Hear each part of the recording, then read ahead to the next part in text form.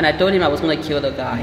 That if he let me marry anybody, I'm gonna kill the person. He's like, well, he literally asked me, how are you gonna do it? I'm like, when he's sleeping, I'm gonna cook oil and pour it on him. That's what I said. You should be used to this. Still I'm nervous. Hallo ihr Lieben und herzlich willkommen zu einem neuen YouTube-Video auf meinem Kanal. Diese Woche habe ich einen Gast, und zwar die Sonita Mulu. Letzte Woche gab es das Video, wo wir gemeinsam trainiert haben. Jetzt seht ihr ein Interview. Ich bin ein bisschen aufgeregt und wir wechseln jetzt auf Englisch, denn Sonita spricht Englisch. So we're gonna switch now to English. Hello Sonita. Hi. How are you? I'm okay. I'm good, thank you. And you? I'm good too. I'm a little nervous because I'm really excited for this interview. Okay. You shouldn't be. I mean, but who are you and where are we and what sports are you into? Okay. So my name is Mulu Sonita. People always say Sonita Mulu, but it's the right order. We come from Cameroon. And the right order is family first before who you are, before your person. So it's always Mulu Sonita. That's how I introduce myself back home. You're being known by the family you come from, not by your name. So, and I live in Belgium, and we're in Atlas Hasselt. It's in the Limburg province of Belgium, and I do powerlifting. So we just finished deadlifting. Still have deadlift hands. But yeah, I'm happy to have you over in this gym. So this is an honor to meet you as well. I mean, I've met you before on an international stage, but this is different. This is like a one-on-one level, which is like perfect. Cool. I feel honored. We used the same bar for training. It was really fun. She out deadlifted me. Just for my working sets, not for the singer. Tell us maybe, how did you get to powerlifting and when did you start with powerlifting? I started with powerlifting in 2020, and I got into powerlifting because I wanted to stay healthy, which went the wrong way.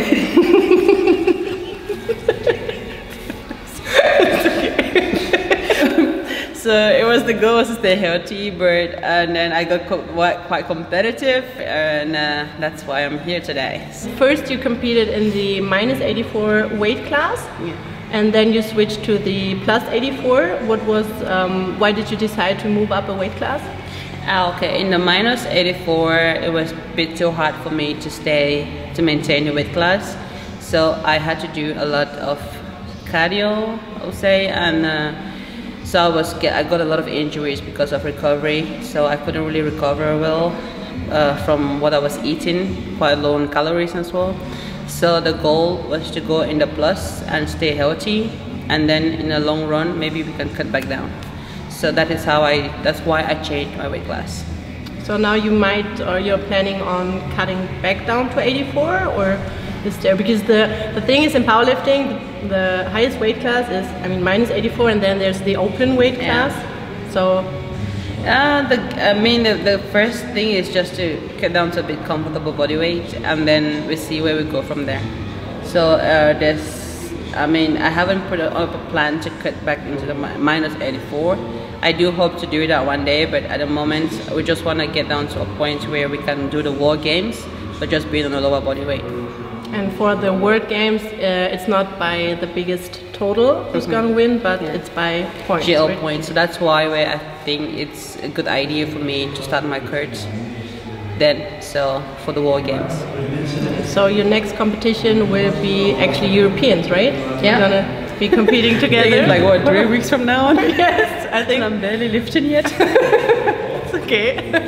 It's funny because I have, like, next week I have my biggest deadlift session, and then I have the taper. Taper, okay. So, okay. but you're gonna lift a little heavier than you did today because Sonita's like really strong. I hope so, because I want to win it. What are your numbers? Because I think a lot of people know you already, but maybe for those who don't know you yet, like, tell us about your strength, maybe in squat, bench, and deadlift. What's your so I did in competition is 300.5. In the gym is 301. 0.5 mothers. And for bench, it's I did 150 in the gym, but I did failed 152.5 in competition. and that was because of cramps, not because I had it 100%. But deadlift, I have 262.5 in competition and 270 in the gym. That's nice. So Thank you. A lot of red plates. A lot of red plates. That's nice. I feel like a big boy. Yes. Me too. When I first lifted the forward, I was like, no. I'm See, strong. you feel like a man. You Yeah. don't like a woman. Finally, I'm I'm a man. When we talk about feeling like a man, do you get a lot of negativity on the internet or maybe in real life about like you look like a man, or do you have like you get a lot of negativity out there, or? When I started powerlifting, I did. So it was all about you're gonna look like a man, you're gonna beat your husband, you're gonna beat your boyfriend, your husband will not be able to pick a fight with you because you're gonna, you know. But as time went by and I made so much progress, and I became the European championships and all, the European champion and all that, it changed, narrative changed. Because the thing is, the negative comments that I get were from more people from back home, from Africa, and but that changed to like, congratulations, you're doing a good job.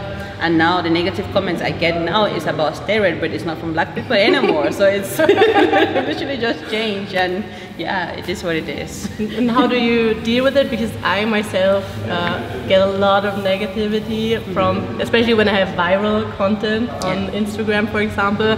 I also get accused of using steroids.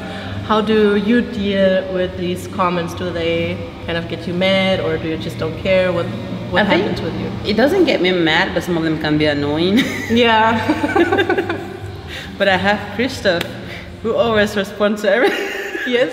Who fights my online battles for me. So I don't have to do anything. I just have to show him like somebody says something bad, and he's all in, like full force. But in general, it's like I don't really get angry that people say what they say. I just really, I don't know, it can be annoying. I completely get it. It can be completely annoying that the fact that you put so much work into what you do and you work so hard to achieve what you achieve, and then somebody want to discredit that by saying that you're cheating or you're using steroids or all the stuff. It's kind of like you're trying to take away from what I just know, all my hard work. But in general, it's like, it is yours, right? I did that squat, I did that 300 squat. Nobody can take that away from me. No matter what somebody says, nobody can take that away from me. So it's a little bit like, maybe just a bunch of insecure people. Okay, so you're confident enough to like... let it pass. Like, you know, sometimes I just read it and I smile. I'm like, yeah, somebody's insecure. So. Yeah, usually it's like that. What I don't like is that the fact that they say that I am a liar, because they accuse me of using steroids. I lie to my federation, to my friends, my family, and also my community. And this is kind of what triggers me the most, or what makes me sometimes a little mad. I completely understand you. It's a fact that way. I would say today I deleted a comment 3 times. Like I deleted a response, like type it, delete it, type it, delete it, delete it 3 times because somebody called me a liar. Yeah. Right. So it was a bit annoying because I hate being called that, because I mean I posted something and you think that why would I lie? If I said my first squat was 120 and in a 4-year progress I went to 200 kilo squat, that why would I lie? Because if I said I went from 0 to 300 in 4 years, that is more impressive that I went from literally nothing to 300 kilos in 4 years. So then, but I'm saying that I started from 120 and somebody said, no, that's a lie because you couldn't possibly do that as a beginner. I'm like, yeah, whatever. But I was so annoyed that he said, because he said that is a lie. Because that's like directly calling me a liar. Some people indirectly say that, but it's like that was like a direct thing to me. So I typed that comment like 3 times, and then I ended up just saying like, because you lie, because maybe you lie in your day-to-day life doesn't mean that everyone is the same. Yeah, so. It's usually a problem that people have with themselves, that they try to bring it. They try to like reflect that on you, but it's really like it doesn't. I mean, it doesn't look like that for me. I did get annoyed, but I did type my comments and I deleted, and then I ended up by saying like, okay, it is who you are, but it doesn't mean that it's who I am. So. Is it usually just men who write those hate comments, or is it also women? At the moment, it's men. Okay. I think women are just so proud of me, and I am proud of myself. They're all for like, go queen, show them that you can do it too. So that's the energy that I'm getting from the women, and it's super cool. But it's like just the men. And the thing is the fact that it's the men that are not really in I mean, if you look at it very well, they're not people that are lifting that much anyways. They're not in this community, they're not in the powerlifting community. They're just, from my side, they're like just teenagers online that, I mean, they're sitting in the room where their mother is paying for their house rent. I mean, the abonnement that their mother is paying for, and just being keyboard warriors. So yes, it's that. Yeah, but that's just it. So you just tell yourself, okay, these people are insecure, so it doesn't get you. Yeah, it shouldn't reflect on me because I am everything but insecure. So I can never be insecure about anything about me. So that's really cool. Thank you. Like in summer, for example, when I wear something short, like shorts or dress, people often stare at me. Do you also face problems like this, that when you show a little more skin, that people kind of stare at you because you're so muscular? If people stare at me, I just do it more next time. I just wear a shorter. I like that. So it doesn't bother you when people do like that, no? It doesn't. But the thing is, I am in a the community that I live in is very also small and tight. So it's like in the summer, everyone is out in the cafe. So I like in the cafes, I'm drinking something, and when I'm walking by, it's literally like this. And then someday I'm like completely in my African outfit, and I don't give a shit. And I'm just like literally flying. I feel like I'm flying, passing everyone, but I'm like, nice. My head is like so up in the sky, like so up high that they cannot even see me. So that's just, I mean, I don't know if they do it because I'm a black person or because literally the way they stare is a little bit, I don't know what kind of vibes to get from it. So it's not because I don't think it's because I'm muscular, because first of all I don't look muscular. I mean you are like, you know, you're like leaner. But I am not like that. But the thing is, I love wearing short things though. When I was lean, oh my god, my body shorts were like hanging on my cheeks. Show them. So I think I'm always just being too much extra. So I understand why they stare, but it doesn't get to me at all. Cool. I just put my head like right straight in the sky, and I'm like, you cannot tell me nothing right now because everybody is staring at me, and it makes me feel like I'm important. Cool, that's a nice attitude, because sometimes, usually I don't care too much when people like stare at me. Just sometimes, you know, you had a bad day and like people all stare at you, and then I'm kind of getting, I don't want to say mad, but it doesn't help me feel better. So next time in summer when I have like something short on, I channel my inner Sonita. Like that. Yeah, look at it like that, like they admiring. Don't think like them, like they admire, because you're badass. I mean, I'm just gonna flex. That's what I do sometimes when people like stare at me. I just like, hey, yeah, I know, I'm a celebrity. You know, it's okay to stare. It's nice, it's cool. Yeah, I have to learn from you a bit more. You really have to just have that confidence in yourself that nothing, like literally nothing out there can reach you. And did you have that confidence also before powerlifting, or did it come with powerlifting, would you say? I think it came with powerlifting. I had it to a certain level, but I had like a lot of broad shoulders, and from where I came from, that was not a beauty standard. Yeah. So I was always very shy wearing anything that exposed my shoulders. So, but now when I started powerlifting, that is where that completely flew out of the window. Oh my god, I was wearing like all the open, like everything I bought online was an open back top. Like, look at my shoulders. So confidence was over 9,000. And then I'm like, when you're working, like you can see like the shoulder blade like moving, and you can see the muscle. I'm like, I find powerlifting made me see that like as something very attractive, not like that was not an attractive, because at first I was like, nah, that's not attractive because so you had to hide it, kind of? I had to hide it, but because of powerlifting, that completely changed for me. I was loving it. Cool. This is nice. And I think you also bring that to the platform when you walk on the platform. I saw you live the first time at Europeans. I was like, oh my god, I love watching you compete, because you look so kind of calm but still so strong and confident. I mean, we all are kind of different when we have a competition. I'm always like super hyped and I scream, and you're just like there, okay, calm, and then you just move badass way. It's really nice to see. Thank you. But that is just how, I mean, I lift, like I said, mentioned before, I'm a happy lifter. And so it's, that's kind of energy I come with, happy energy. So that is like, I think, it just it put me in a better position and a better mindset when I'm happy. So that in general, if I'm upset or if I'm angry about something, I just cannot lift. At least I've missed training session because I was angry. And it's just because I cannot seem to like really focus focused on what I need to do. I'm only focused about why I'm angry. So it's a little bit, it takes off of my focus. So my best time where I can lift is when I'm happy. Cool. So That's nice. I have Sonita, it's a strong Sonita. Gotta make it happy. Ben and Jerry's. Always in Croatia, I'm gonna like knock on your door. Here's Ben and Jerry's. It's all for you. All PR. That's how we eat it. What do you think about before you lift? Do you even think about something, or what helps you like be? I mean, you're already confident, but what helps you bring this energy onto the platform and move the weights? So first thing first, I listen to happy music. What song? Afrobeats. The thing is so broad. It's Yeah. my every music is always depending on the day.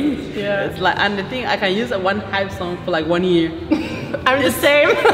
Thank you. Like- I thought it was only me, but that song has to be playing. It's like I come across a song, I'm like, this is actually a good hype song, and I play that for the whole year until I come across something else. I'm like, oh, okay, this is better, and then I like switch. Yeah. That is like me. I don't like. So what I do is first thing first, I put on my happy music where I have to like singing in my mind and dancing along and all those things. And if I'm going to the platform, I think most of the time the things that I think about is the fact that it's either the bar kills me or I lift it. So it's me and the bar. So it's like my enemy sort of way. I see the bar as an enemy. You know, we're in like in the front line in a battlefield, and the bar is like my opponent. That's nice. So I'm But like, you're it's still happy? either you or me, but I am still happy. Okay, that's But nice. the thing is, that's the kind of mindset that I focus on. That's why sometimes I can literally like zoom out and like don't see the public, but just the bar. So the only thing that I'm seeing in that place, like it doesn't matter how many people are around me, but the only thing that I'm seeing is like that bar with the weights on it. Did you have to practice to get in this kind of state of mind, or did Not it just really. it just happened? That's perfect. That is Natural. like that is something I've had from day one, and the thing is because I also think about my grandmother a lot. That it get me into that kind of mood because my grandmother died in 2015. So it's always like the fact that I want to do these things with her. So for some reason I always like, it's weird, but I always like want her to be there with me, kind of feel like she is there with me, kind of way. And yeah, so it's like me and my grandmother, it's weird, but we're you do gonna. tandem that. She's there. I literally, before I lift, I always like, especially on competition, I always say a prayer, but then I always talk to my grandmother.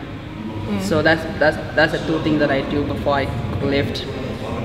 It's weird. Nobody should come talking to the dead people, but We all do it. No, I get what you. I mean, she was a significant person in my life. She was like the biggest part of my life. That is like, all my youth growing up was with her. So she has like that much. She was that much important to me. So it's like still. That's why. So.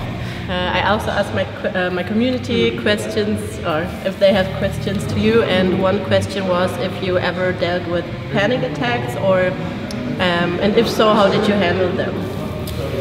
Or like Panic attack.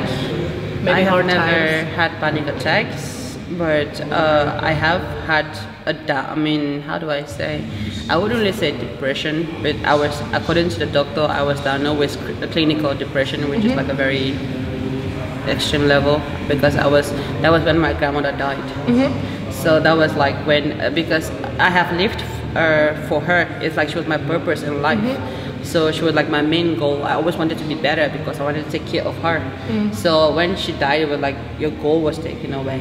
You feel like completely empty. So it's like you had no purpose at that particular time, and that's what I was dealing with. So I was like a bit suicidal and all those things. Not really suicidal, but I was mindless.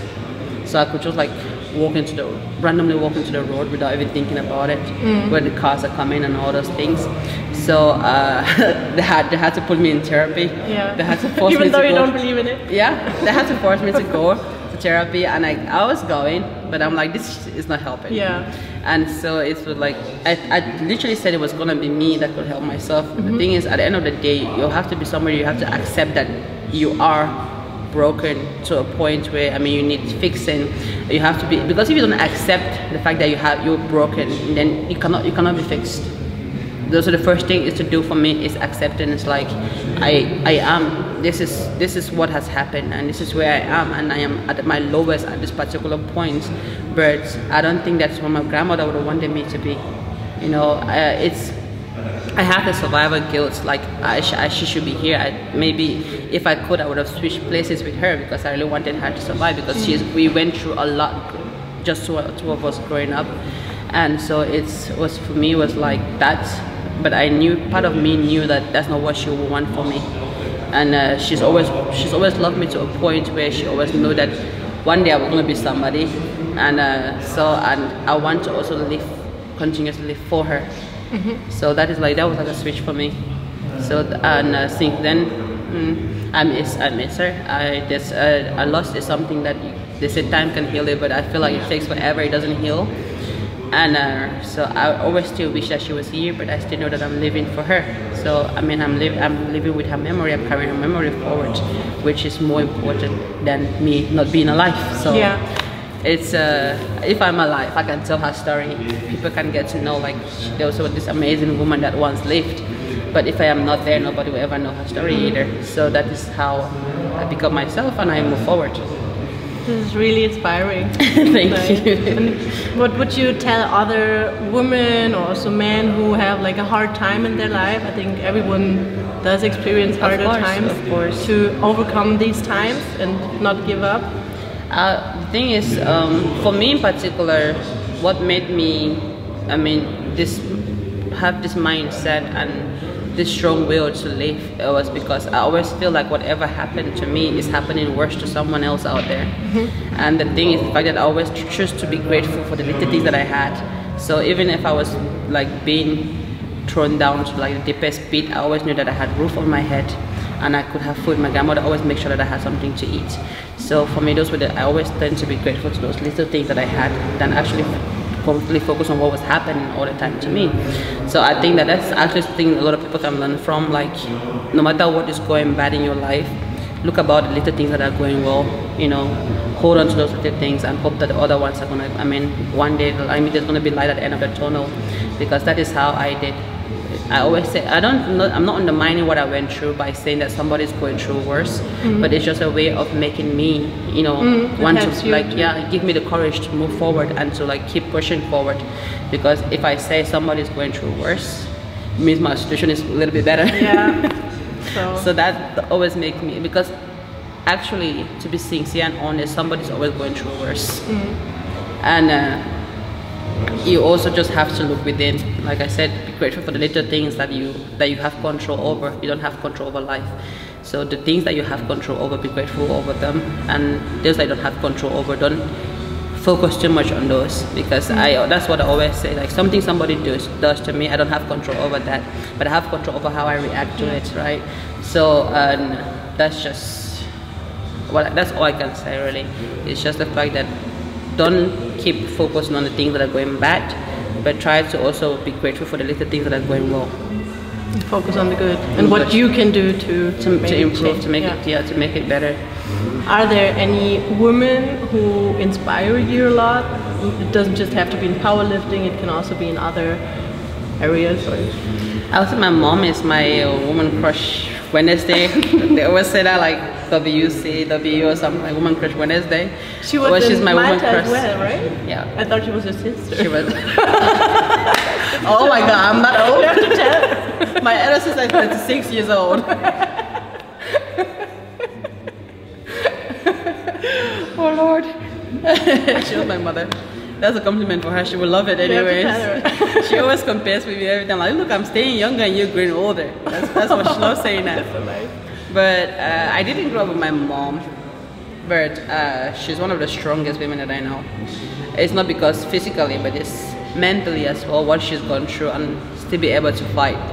So it's, I mean, like I think I've explained that before, that in my previous SPD videos, that she was given out for marriage at the age of 15, and she had me, my sister, and my brother. She had my sister, me, and my brother, because I have an elder sister. I always put it the other way around. And but then my father left. I never came back. My father was also abusive, The only memory I have of my father was when he beat my mother up and chased her out of the house with a knife. She left that night and went and slept with her elder brother, but then in the morning she came back, with her elder brother and her elder sister. They came back to the house. It's like no matter how harsh the life was, she never left us behind. I don't know if that makes sense, but it's like she always came back for us. And when my father left, she did everything that she could because we didn't have a roof on our head. So she did every kind of business because she was not educated. Don't get me wrong, my mom, after primary school, she was given out for marriage. So because education was not for the female children. So she started doing like little jobs here and there. She made food and sell on the street. She bought dresses that were already used and we sell them and all those things. And that is how my mom built her way up to where she is today. Like to traveling to Belgium and then at the end of the day bringing all of us over to Belgium. It took a lot of courage for her to get there, and for her to keep fighting because she always said that she never wanted us to go through what she went through, and so she always tried her best to make sure that we had something. I know she couldn't give us everything that she wanted, but she always made sure that she tried to spare us from what she went through. And she did try her best, but the thing is the fact that for me, she was absent like most of my youth. So that also played a part where I didn't have a mother, I didn't have a father growing up. I only grew up with my grandmother. So that's where my grandmother was so important to me. And so yeah, it's just, but when I came to Belgium, that's the first time I knew my mom or stay with my mom. But knowing what I know, admire her for being like a super strong person, for standing up and fighting for us. Because if she didn't, I don't know where we would have ended up. So would have been somewhere in the streets or dead. We just wouldn't have the strong Sonita. So yeah, so she is the person that inspired me the most. I always hope that one day I have just half of her strength in life. Not fit, but the thing when you say strength, people always think about the physical strength. My mom is not physically strong. What's her NPR? She's never deadlifted actually. I remember she visited me one day, I tried her to deadlift and she's like, nope. So she's not physically strong, but she's mentally the strongest person that I know. She will still laugh. She will kill for us. That's one thing I know for sure. And yeah, I just hope to one day be just half of the person that she is. I will feel accomplished. This is nice. That's a nice goal. And do you think that your hard and tough times have helped you become the strong person you are today? Definitely. I don't think you can have my mindset without having to go through what I've been through and still survive it. And so, there's still part of my story that I still avoid talking publicly. I did make a post about it, but that is different, writing about it is a bit different than sitting and talking about it. That part of me I still avoid touching a bit. But that's like the worst thing that can happen to a child growing up, like literally the worst. And I've had it like the worst case. I had a knife on my stomach. So I've had it the worst case. So I always think like if you have grown up the way I did and survive it, and then you're still, there's literally nothing that can still break you mentally. So that's it. It really helps a lot with powerlifting. Powerlifting is hard mentally as it is physically. So me in particular, I feel like life prepared me. It's weird that I see the positive out of what happened, but that is me. I always choose to see the positive out of It's a good attitude. So it's really weird that I look like you've been through this and through that, and you'll still be seeing that something positive came out of it. But I'm like, all of those happened for me to become who I am today. Because if you take all of that away, you take all of me away. Your personality. Yeah. So it's like I wouldn't be who I am today without those things that happened to me. I think it comes to a point where it's also very important that you have people that are very positive around you. That can help a lot. Especially I think in the last weeks of a prep where it gets mentally hard, where you kind of doubt yourself. Am I even getting stronger? Sometimes I ask myself questions about it. It's nice to have an environment who tells you like, it's looking good. Like today when we trained, it was really nice when everyone's like, it's looking nice. The confidence you get from it is high. I know that it's like a drug. Yeah. You just want more of it. Put up everything on the bar. Yeah, so Christoph was also being very, very positive, and Christoph was your fiancé? My fiancé. So and also most of the time my training partner. Yeah. So because he handles me on competitions, So he was also very positive, and he was like, you don't have to feel bad about it, and I mean, you didn't intend to feel it. But the thing is also the fact that I grew up in such a way that you don't make excuses. So you don't give excuses. It's like we say, no food for lazy man, no food for a lazy man. If you don't work, you don't eat. So I don't ever make excuses or accept excuses. If I am slow about something, I always tell them, like, don't give me a reason why this did not move well. It should have moved well. So you're very competitive, especially to yourself. To myself. Yeah. I know that feeling. Yeah, it was nice, but it should have looked easier. Yeah. So it's like he told me, like, yeah, that's the thing. It's like, I did something that didn't move well. I failed a squat. Normally I don't barely ever fail a squat. Or I fail a deadlift. Deadlift I fail all the time. Deadlift is overrated. I just saw it on Sheffield where you fell. I think you fell. I lifted so fast. Yeah, that was so easy. Oh my God. Again, something always happened. There's never been a competitor I went through on deadlift. I think maybe no, I didn't do my third attempt in Western European Championships. No. But I have never gone through on deadlift, apart from Belgium, in Belgium, and one time in France. But something always have to happen with that thing. So it's just in general, like, I am competitive. My mindset is very competitive, that I always want to be the best. I mean, also if I look back growing up, a lot of my cousins were giving out for marriage as well, because I grew out in a village, the same village my mom grew up in, where she was giving out for marriage, the same village I grew up in, which the people were still a little bit, backward. So a lot of my cousins already give. I remember my mom's stepbrother telling me, like, he had like somebody in mind that he wanted me to get married. I was barely 12 years old, and I told him I was gonna kill the guy. That if he let me marry anybody, I'm gonna kill the person. He's like, he literally asked me, how are you gonna do it? I'm like, when he's asleep, I'm gonna cook oil and pour it on him. That's what I said. Each time he sees me, he's always like, this child, I told you I was gonna give you a husband and you're gonna kill him. I'm like, yeah. Because the thing is, I always believed that my life was not going to end in my village. Yeah, that's the thing. I always had that faith, that belief that I was going to be somebody more than just who I was growing up. And so I never like limited my mindset to that community that I was in. I always like to think out of the box. Yeah. So I was, in my mind, I was like being a star somewhere on the stage, and I'm performing. Like, I am performing now, right? I think I was right. I think so. My little son should be very proud of me right now. But I've always been a very competitive person, and that I don't make room for excuses. So I would say that I really don't make room for excuses. It's either I should have moved better, or I just make it move better next time. Yes. So it's literally how I train. I really feel that, because I'm kind of, I don't want to say the same, but we can see like parallels. Yeah. Because I'm also like, it needs to move faster, even though it's a PR. It's like, I could have been better. So sometimes it's annoying for me, because you always want to be better, but still it helps me to get better. Yeah, so it's kind definitely, of good. Definitely. It's just like I told him, like, next time I just have to make it move better. Yes. It has to be the same RP and it has to move better. So that's why I always say next time, because I'm like, I don't like giving excuses. If you see me making a post about me being injured and all that stuff, that's me being honest about what is going on. But that's not like me making any excuse about anything, because I'm not gonna be like, my competition moved bad because of this, because of that. Yes. Like I told them after the World Championship, when I failed my last day, they were like, yeah, that was not fair.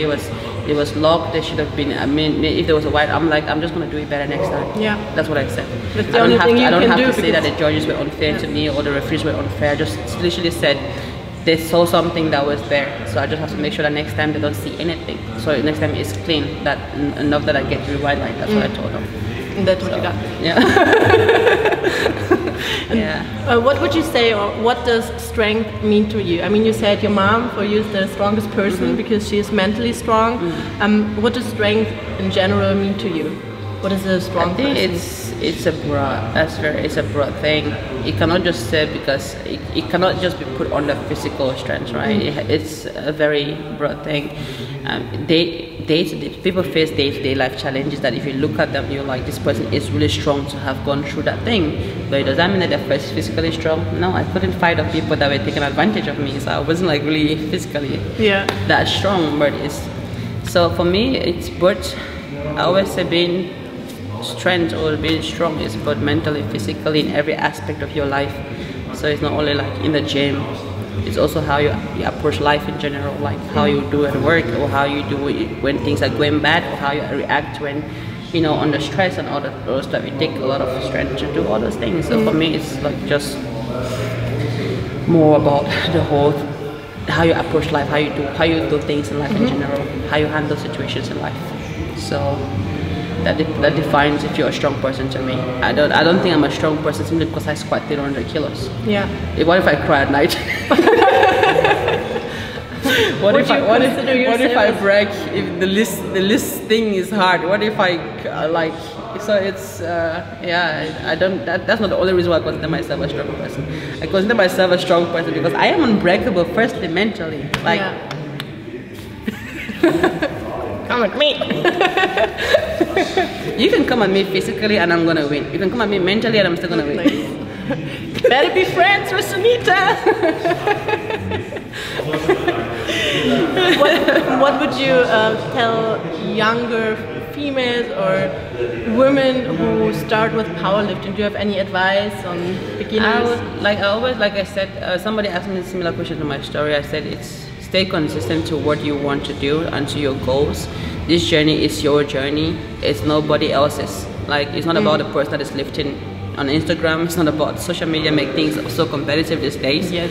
But in general, Junior minus here there. It's like, oh my gosh. Yeah, official record. Social, I'll deadlifting you, or like I'll squatting you, like, oh shit. But it's not about that. It's about you, and this is your journey, and this is what you want to do. You like the sport, you love it. Focus on yourself, because if you want to really focus out there, it gets a little bit too crowded. So the most important thing is to focus on what you want to achieve. It doesn't matter where you start. I mean the destination is the main focus. So not the surrounding, not the houses beside the road, but where you're going to that matters. So I think this is a great advice to end the interview. I hope you enjoyed the interview. It's a pleasure. I had a nice time with you. And I hope you guys learned something. Where can people find you on social media? On my Instagram, which is the place I'm mostly active, Sonita_ML. So just if you type my name, Sonita Mulu, like Sonita or Mulu Sonita, you're gonna find me. It doesn't really matter how you type it. just type it. But you will also find it in the description. I will. Yeah. Okay. Yeah. So that you can always find me there. So yeah. Yeah. On Facebook as well, but I'm really not active on Facebook.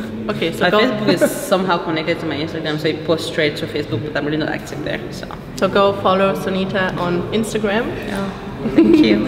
And follow this channel, and I hope you liked the interview. Give a thumb up, and we'll see you next time again. Subscribe. Yes. Bye.